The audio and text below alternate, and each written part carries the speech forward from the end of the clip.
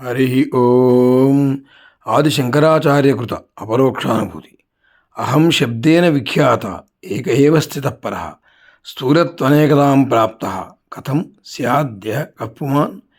దేహ విభిన్నమైన పురుషుడు నేను అనే శబ్దంతో నిర్దేశింపబడుతున్నాడు. అద్వితీయంగా ఉన్నవాడు స్థూల శరీరం దానికి భిన్నంగా అవయవ సహితమై గోచరిస్తుంది. ఈ స్థూలదేహం ఏ విధంగా బ్రహ్మమవుతుంది? अहम मैं शब्द से प्रसिद्ध परमात्मा एकमात्रा स्थिति है, अर्थात वह अनेक तत्वों का संघात नहीं है. फिर जो स्थूल है और अनेक भावों को प्राप्त हो रहा है वहाँ देह पुरुष कैसा हो सकता है?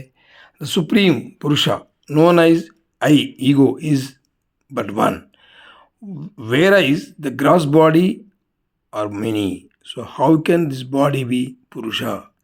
Om Shanti Shanti Shanti Hari.